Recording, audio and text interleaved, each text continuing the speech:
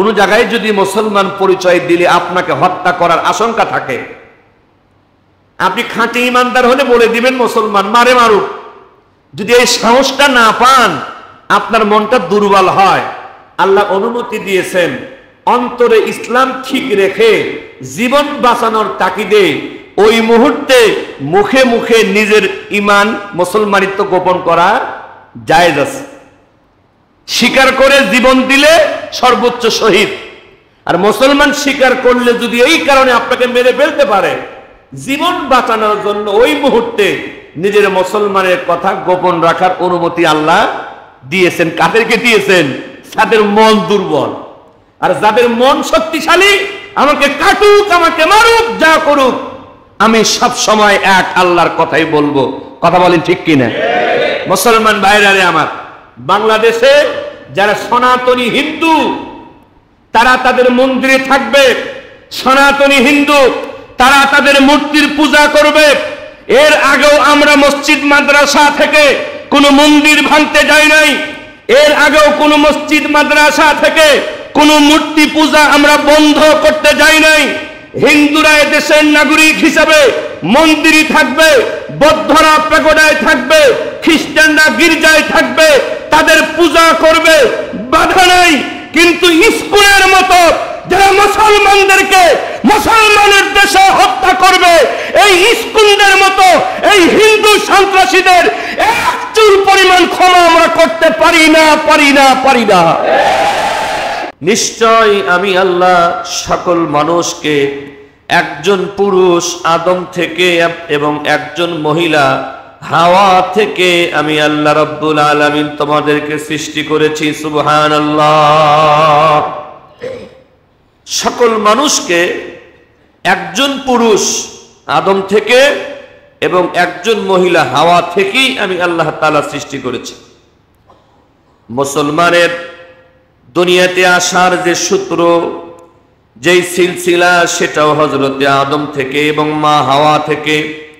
এই দুনিয়াতে যারা নিজেদেরকে হিন্দু হিসাবে দাবি করে, খ্রিস্টান হিসাবে পরিচয় দেয়, বৌদ্ধ হিসাবে পরিচয় দেয়, আল্লাহ রাব্বুল আলামিনের বক্তব্য অনুযায়ী তারাও মানুষ হিসাবে দুনিয়াতে আসার মাধ্যম, দুনিয়াতে আসার সূত্র হলো হযরতে আদম আলাইহিস সালাম এবং হযরতে মা হাওয়া আলাইহিস সালাতু ওয়াস সালাম।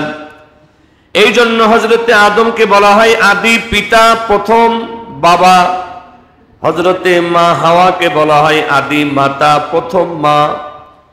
মানুষের ভিতরে হযরত আদমের আগে কোনো মানুষ নেই। পুরুষের ভিতরে, মহিলাদের ভিতরে হযরতে হাওয়ার আগে কোনো মানুষ ছিল না। এই জন্য মানুষ হিসেবে দুনিয়াতে আসার মাধ্যম মুসলমান অমুসলমান সকলের এক। আল্লাহ রাব্বুল আলামিন বলেন, দুনিয়াতে এসে তোমাদের বংশের পরিচয় আলাদা হয়ে গেছে, ধর্মের পরিচয় আলাদা হয়ে গেছে, দেশ আর জাতির পরিচয়টা আলাদা হয়ে গেছে।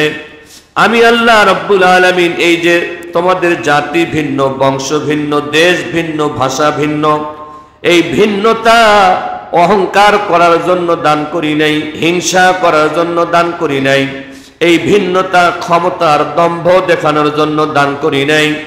আমি আল্লাহ রাব্বুল আলামিন তোমাদেরকে মানুষ হিসাবে সৃষ্টি করার পর বিভিন্ন জাতি আর বিভিন্ন গোত্রে যে বিভক্ত করে দিয়েছি, যাতে করে তোমরা একে অপরের সাথে বিভিন্ন জাতিতে পরিচিত হতে পারো। সুবহানাল্লাহ।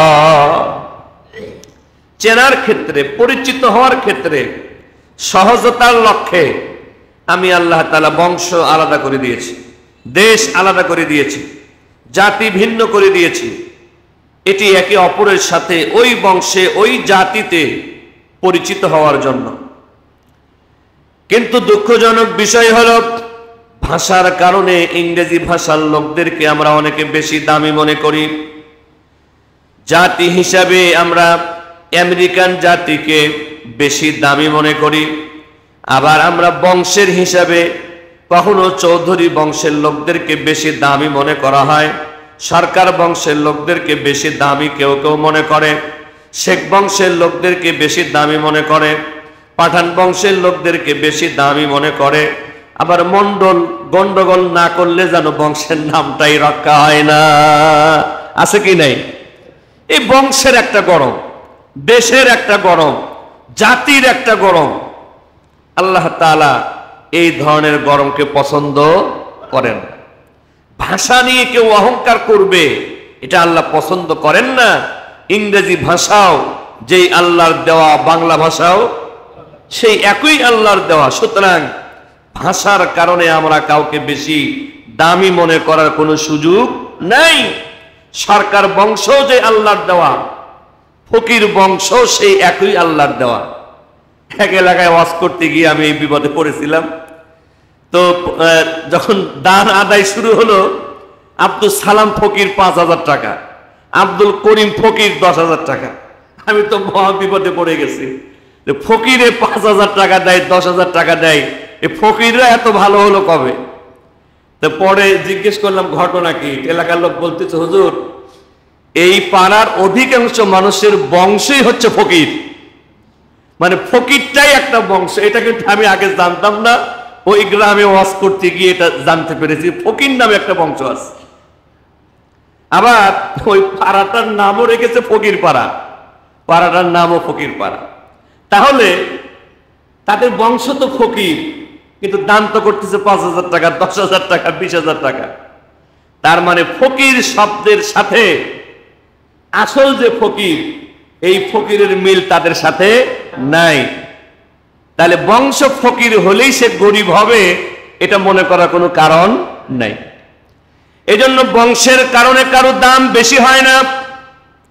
বংশের কারণে অহংকার করা নিষেধ করে দিয়েছেন আল্লাহ তাআলা। বংশের কারণে দাম্ভিকতা দেখাতে নিষেধ করে দিয়েছেন বিশ্বনবী মুহাম্মদুর রাসূলুল্লাহ। সুতরাং আমরা ভাষার কারণে কাউকে বেশি দামি মনে করব না, বংশের কারণে কাউকে বেশি দামি মনে করব না। খ্রিস্টান জাতি, ইহুদি জাতি অনেক ক্ষমতা দুনিয়াতে তাদের, তারা অনেক দামি, এটা মনে করার কোনো কারণ নাই। আল্লাহ তাআলা বলেন, প্রাথমিক পর্যায়ে মানুষ হিসাবে তোমাদের সবার আসার রাস্তা, পদ্ধতি, মাধ্যম একটাই, সেটা হলো হযরতে আদম এবং হযরতে হাওয়া আলাইহিস সালামের মাধ্যমে তোমরা আগমন করেছ।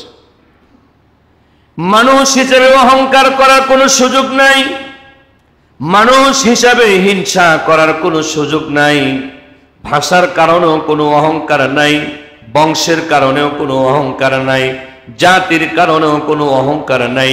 আল্লাহ রাব্বুল আলামিন বলেন, কোন ব্যক্তি যদি সম্মানিত হতে চাও, মর্যাদাবান হতে চাও, বংশ দিয়ে মর্যাদাবান হতে পারবে না, ভাষা দিয়ে মর্যাদাবান হতে পারবে না, জাতি দিয়ে মর্যাদাবান হতে পারবে না।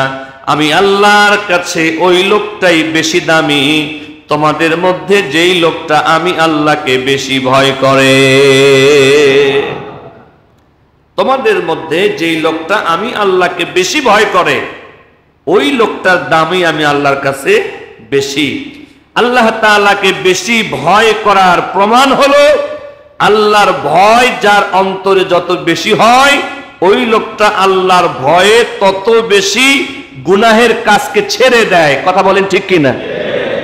তাহলে কোন লোকটা আল্লাহর কাছে বেশি দামি? যেই লোকটা গুনাহ ছেড়ে দেয় বেশি, নেকির কাম করে বেশি, যার অন্তরে আল্লাহর ভয় বেশি। কোন পাপিষ্ঠ ব্যক্তি, কোন জালেম ব্যক্তি, কোন দুর্নীতিবাজ ব্যক্তি, খুনি ব্যক্তি, সে যদি প্রধানমন্ত্রী হয়, কোন জালেম যদি প্রেসিডেন্টও হয়, কোন অত্যাচারী যদি পুলিশ প্রধানও হয়, ওই লোকটার চারানা পরিমাণ দামও আমার আল্লাহর কাছে নাই। কথা বলেন ঠিক কিনা? আল্লাহর কাছে দাম, সম্মান আর মর্যাদার একটাই মাত্র রাস্তা, সেটা হলো আল্লাহকেই বেশি ভয় করতে হবে। কথা বলেন ঠিক কিনা? মুসলমান ভাইরে আমার, যদিও এক আল্লাহ তাআলা এই সকল মানুষের সৃষ্টিকর্তা, কিন্তু শয়তানের ধোঁকায় পড়ে মানুষের মধ্যে ধর্ম আলাদা হয়ে গেছে। এই ধর্মের ব্যাপারে আল্লাহ রাব্বুল আলামিনের বক্তব্য হলো, ইন্নাদ-দীনা ইনদাল্লাহিল ইসলাম। এই দুনিয়াতে যত ধর্ম থাকুক না কেন, আমি আল্লাহর কাছে মনোনীত ধর্মের নাম হলো ইসলাম। ومن يبتغي غير الإسلام دينا فلن يقبل منه وهو في الآخرة من الخاسرين আল্লাহ রাব্বুল আলামিন বলেন, এই ইসলাম ছাড়া কোনো ব্যক্তি যদি আমি আল্লাহর কাছে অন্য ধর্ম নিয়ে হাজির হয়, এই ইসলামের আদর্শ ছাড়া কোনো ব্যক্তি যদি আমি আল্লাহর কাছে অন্য আদর্শ নিয়ে হাজির হয়, আমি আল্লাহর কাছে ইসলাম ছাড়া অন্য কোনো ধর্ম, ইসলাম ছাড়া অন্য কোনো আদর্শ আমি আল্লাহর কাছে কশ্চিন কালো গ্রহণযোগ্য হবে না। ধর্ম দুনিয়াতে অনেক থাকতে পারে, শয়তানের পছন্দনীয় ধর্ম দুনিয়াতে আছে কি নাই? আর আল্লাহর পছন্দনীয় ধর্মের নাম কি? ইসলাম। এটা কোনো মানুষ বলেছে না আল্লাহ স্বয়ং নিজে বলেছেন? কথাই বলেছেন, কোরআনুল কারীমের মধ্যে বলেছেন, সূরা আলে ইমরানের মধ্যে বলেছেন, আমার পছন্দনীয় ধর্ম হলো ইসলাম। এই ইসলামকে বাদ দিয়ে অন্য কোনো ধর্ম আমি আল্লাহর কাছে গ্রহণযোগ্য কোনো কালেই হবে না।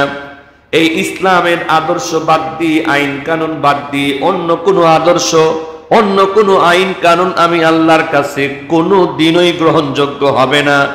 ওহুয়া ফিল আখিরাতি মিনাল খাসিরিন, যারা ইসলাম ধর্মকে বাদ দিয়ে, ইসলামের আদর্শকে বাদ দিয়ে, ইসলামের আইন কানুনকে বাদ দিয়ে অন্য আইন কানুন নিয়ে চলবে, তারা পরকালের চিরস্থায়ী জীবনে বড় ক্ষতির মধ্যে পড়ে যাবে। ওহুয়া ফিল আখিরাতি মিনাল খাসিরিন, ইসলামকে বাদ দিয়ে যারা চলে পরকালের চিরস্থায়ী জীবনে তারা ক্ষতির মধ্যে পড়ে যাবে।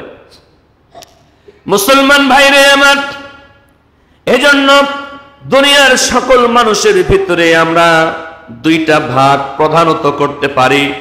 এক ভাগ মানুষ যারা ইসলামকে মানে, ইসলামের অনুসারী, তাদেরকে বলা হয় মুসলমান। আরেক দল মানুষ যারা ইসলামকে মানে না, ইসলামের অনুসরণ করে না, তাদেরকে বলা হয় অমুসলমান। কোরআনের ভাষায় তাদেরকে বলা হয় কাফের। মুসলমান শব্দের শাব্দিক অর্থ হলো আত্মসমর্পণকারী। মুসলমান শব্দের শাব্দিক অর্থ হলো আত্মসমর্পণকারী, সারেন্ডারকারী। যে ব্যক্তি আল্লাহর কাছে একনিষ্ঠভাবে আত্মসমর্পণ করে, আল্লাহর পছন্দই যার পছন্দ, তাকেই বলে মুসলমান। যার নিজের কোনো পছন্দ নেই, নিজের সমস্ত পছন্দ আল্লাহর পছন্দকেই যেই লোকটা নিজের পছন্দ বানায়, আল্লাহর চাওয়া পাওয়াকেই যেই লোকটা নিজের চাওয়া পাওয়া বানায়, তাকেই বলা হয় মুসলমান। আল্লাহর কাছে একনিষ্ঠভাবে আত্মসমর্পণকারী।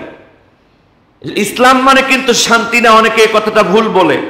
সালাম মানে শান্তি, সালাম মানে কি? আর ইসলাম মানে আত্মসমর্পণ করা। ইসলাম মানে কি?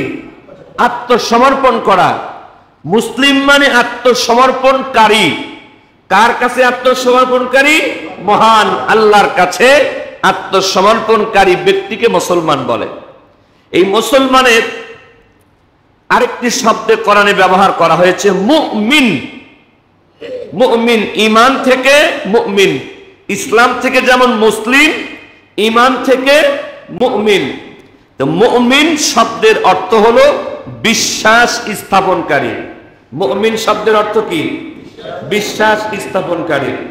মুসলিম শব্দের অর্থ আত্মসমর্পণকারী, আর মুমিন শব্দের অর্থ বিশ্বাস স্থাপনকারী। মুমিন এটাও ইসলামের শব্দ, মুসলিম এটাও ইসলামের শব্দ। পার্থক্য কোথায়? পার্থক্য হলো, আসলে তেমন পার্থক্য নাই, উভয়টা একে অপরের পরিপূরক, একটা আর একটাকে পরিপূর্ণ করে। কিভাবে? বিশ্বাস শুরু হয় অন্তর থেকে। বিশ্বাসের শুরু কোন জায়গা থেকে? অন্তর থেকে। তার ঈমানের জায়গা হচ্ছে অন্তরে, কলবে। এই কলব থেকে ঈমান শুরু হয়। এই কলবের ঈমান মুখ দিয়ে বের হয়। এই কলবের ঈমান তার আচার ব্যবহারের দ্বারাও প্রকাশ পায়। বলেন না সুবহানাল্লাহ।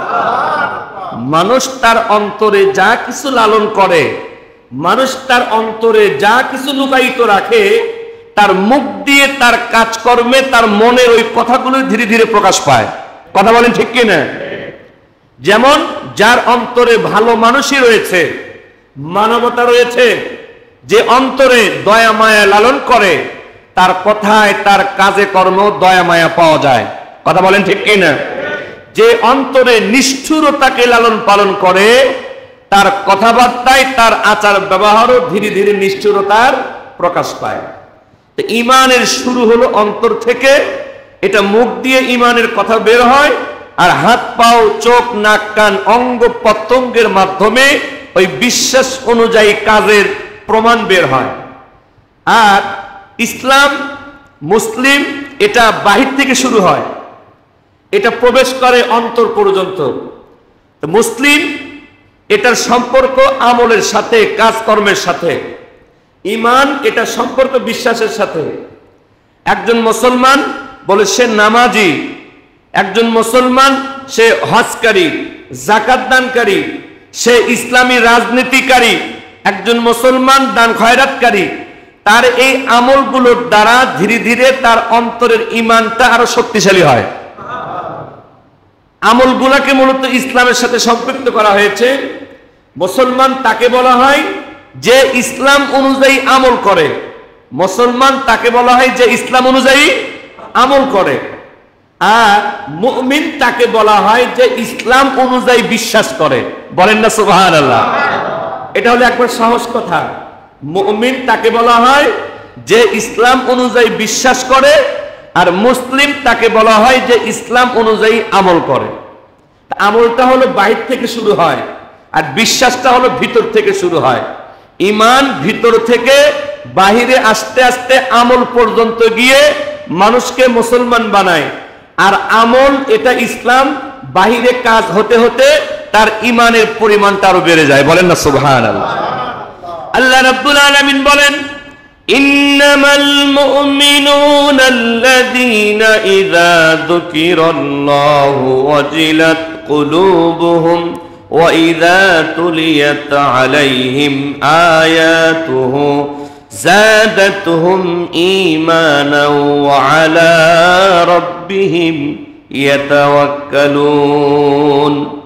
আল্লাহ রাব্বুল আলামিন বলেন, নিশ্চয় বিশ্বাসী হলো তারা, বিশ্বাসী মুমিন হলো তারা যাদের সামনে আমি আল্লাহর কথা বলা হলে, আমি আল্লাহর কথা শুনে তাদের অন্তর কাঁপতে থাকে আমি আল্লাহর ভয়ে। ঈমানদার হলো তারা যাদের সামনে আমার কোরআনের তেলাওয়াত করা হলে এই কোরআনের তেলাওয়াত তাদের ঈমানকে আরো বৃদ্ধি করে দেয়। ঈমানদার হলো তারা যারা আমি আল্লাহর প্রতি বিশ্বাসী হয়। ঈমানদার হলো তারা যারা নামাজ কায়েমকারী হয়। ঈমানদার হলো তারা যারা যাকাত প্রদানকারী হয়। উলাইকা হুমুল মুমিনুনা হাক্কান, যাদের সামনে আমি আল্লাহর কথা বললে তার অন্তরটা আমি আল্লাহর ভয়ে কাঁপতে থাকে, যার সামনে কোরআন তেলাওয়াত করলে তার ঈমানটা আরো বেড়ে যায়, যেই লোকটা আমি আল্লাহর প্রতি ভরসাকারী হয়, যেই লোকটা নামাজ কায়েমকারী হয়, যেই লোকটা যাকাত দানকারী হয়, উলাইকা হুমুল মুমিনুনা হাক্কান, ওই লোকটাই হলো প্রকৃত সত্যবাদী ঈমানদার। তাহলে আমল বাড়তে বাড়তে মানুষের ঈমান বেড়ে যায়, আর মানুষ ওই আমলগুলোই করে তার ঈমানে যে আমলগুলো থাকে, তার বিশ্বাসে যেই কাজগুলো থাকে, ওই কাজগুলোই তার মুখের দ্বারা অঙ্গ প্রত্যঙ্গের দ্বারা বের হতে থাকে। তাহলে ঈমানের শুরু হয় অন্তর থেকে, এটা মুখ দিয়ে দেহের মাধ্যমে আবার প্রকাশ পায়। ইসলামের প্রকাশ পায় অঙ্গ প্রত্যঙ্গের মধ্য দিয়ে। এটা বাড়তে বাড়তে তার ভিতরের ঈমানটা পর্যন্ত বৃদ্ধি করে দেয়। এজন্য ঈমান, ইসলাম, মুমিন, মুসলিম এই দুইটা একটা আর একটাকে পরিপূর্ণ করে দেয়। বলেন না সুবহানাল্লাহ?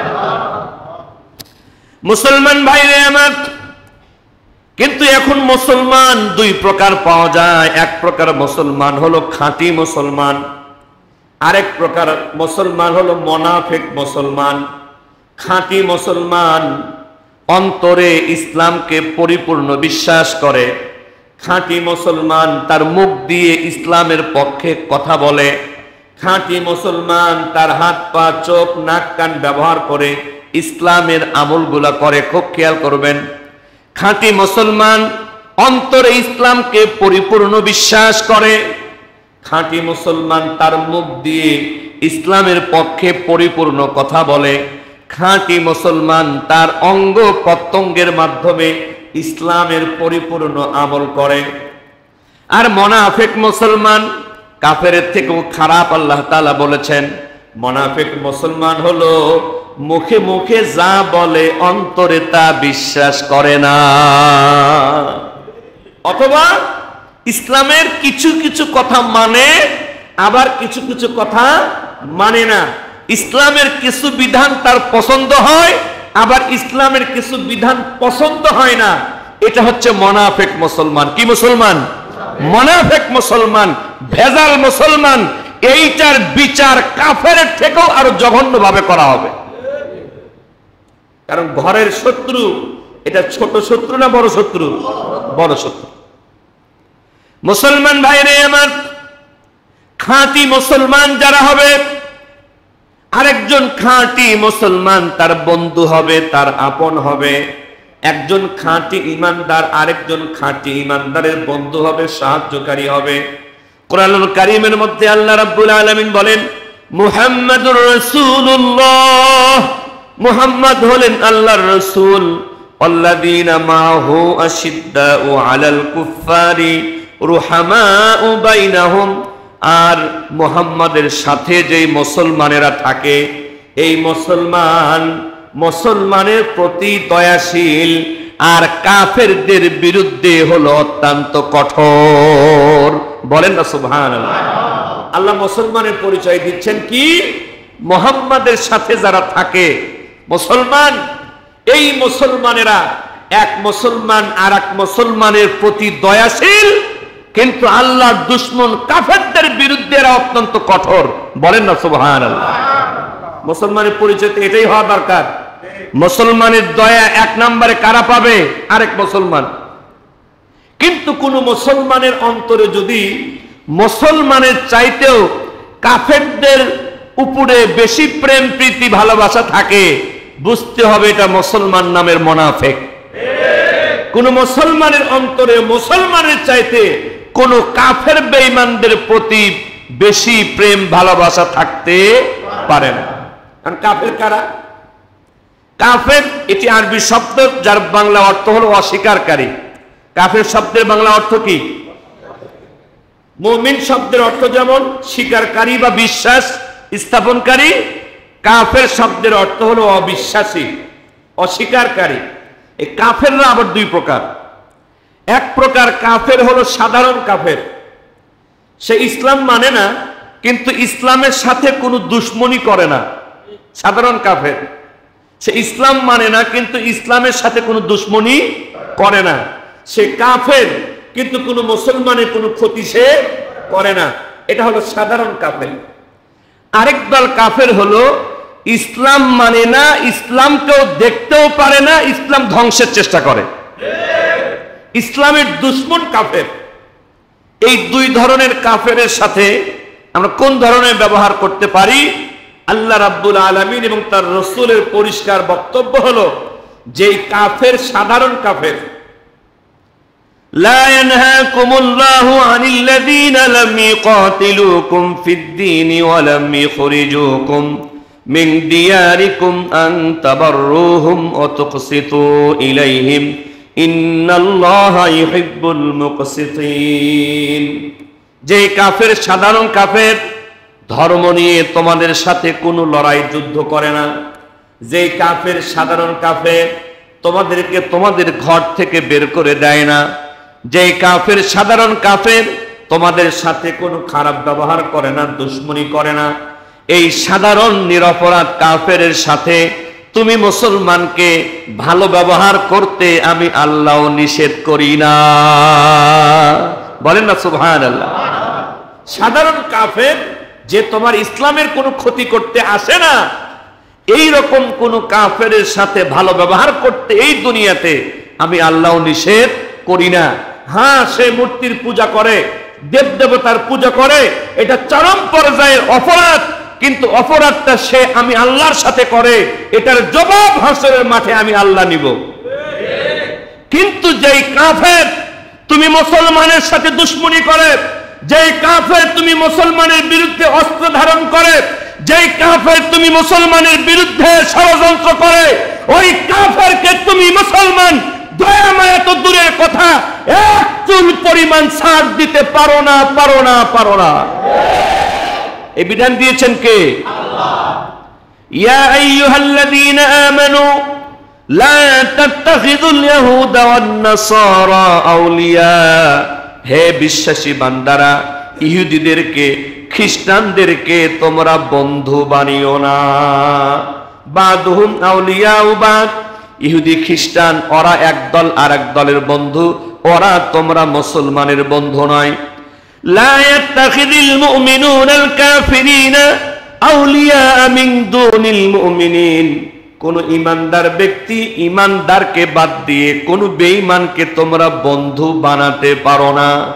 যে ইমানদার আরেকজন ইমানদারকে বাদ দিয়ে কোন কাফেরকে বন্ধু বানাবে, ওই লোকের সাথে আমি আল্লাহর কোনো সম্পর্ক থাকবে না।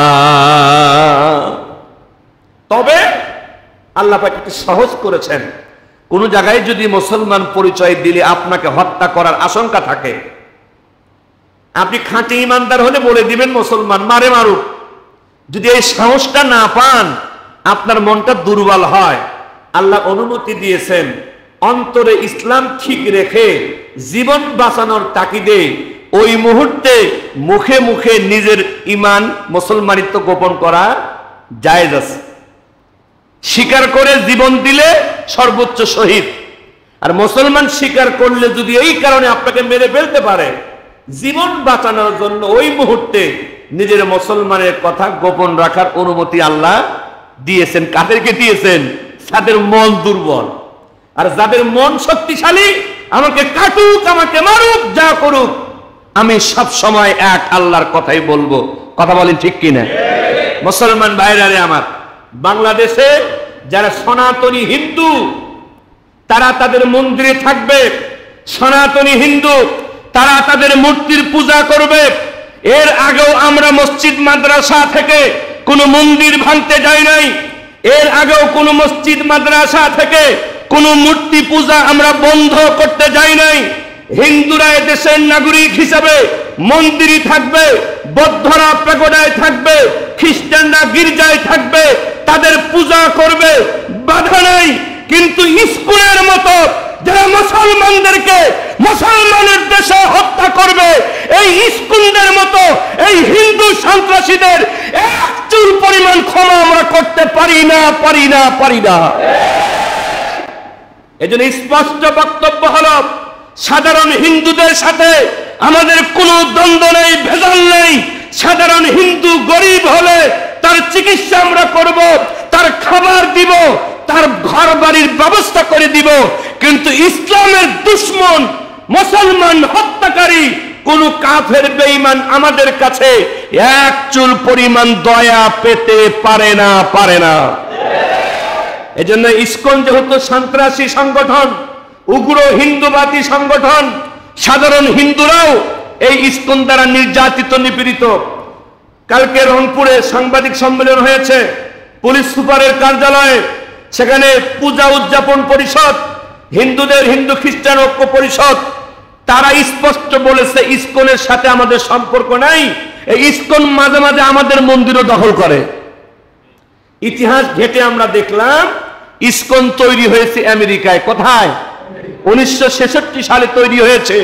যেই লোকটা ইসকন তৈরি করেছে, অভয় চরণ আর বিন্দু বেদান্ত পাঠের স্বামী প্রভুপাদ, তার নাম। আমেরিকাতে 1966 সালে প্রতিষ্ঠা করেছে। সে লেখাপড়া করেছে খ্রিস্টান স্কুলে, হিন্দু কোন স্কুলে সে লেখাপড়া করে নাই। সে যখন ইসকন তৈরি করে আমেরিকায়, তখন সাধারণ হিন্দুরা বাধা দিয়েছিল, তোমরা আবার কারা? আমরা তো হিন্দু আছি, আমাদের নাম ব্যবহার করে ইসকন নাম দিয়ে আমাদের ধর্ম ব্যবহার করবো, তোমরা কারা? বাধা দিয়েছিল। কিন্তু ইহুদি বেশ কয়েকজন শক্তিশালী আমেরিকান এই প্রভুপাদ যে এই ইয়ার প্রতিষ্ঠাতা ইসকনের, তাকে ওরা সহযোগিতা করেছে। উদ্দেশ্য কি? ইহুদিদের একটা কাজই হলো সব ধর্মের মধ্যে জ্ঞানজাম লাগায়া ইহুদিরা সারা পৃথিবীর মাতব্বরি করতে চায়। কথা বলেন ঠিক কি না? এই জন্য ইসকন হিন্দুদের নাম ব্যবহার করলেও আসলে এটা ইহুদিবাদী সংগঠন, ইসরায়েলবাদী সংগঠন, নরেন্দ্র মোদীবাদী সংগঠন। বাংলার পবিত্র জমিনে শাহজালালের ভূমিতে, শাহপুরানের ভূমিতে ইহুদিবাদী, হিন্দুত্ববাদী, উগ্র সন্ত্রাসী ইসকন থাকতে পারে না, পারে না, পারে না। প্রতিবাদ শুরু হয়েছে সব জায়গায়। আজকে আমরাও ইনশাআল্লাহ জুমার নামাজের পরে কোনাবাড়ি ওলামা পরিষদের উদ্যোগে, সব ধরনের আলেমদের উদ্যোগে আপনাদেরকে সাথে নিয়ে ইসকনের বিরুদ্ধে বিক্ষোভ মিছিল সমাবেশ হবে। যাবেন তো ইনশাআল্লাহ? আমরা আমাদের সাধ্য অনুযায়ী আমল করতে থাকি। ফয়সালা করা মালিককে আল্লাহ তাআলা ইসকনের মতো উগ্রবাদী সন্ত্রাসী সংগঠন থেকে আমাদেরকেও হেফাজত করেন, হিন্দুদেরকেও হেফাজত করেন। বলেন আমিন। ওয়া আখিরু দাওয়ানা আনিল হামদুলিল্লাহি রাব্বিল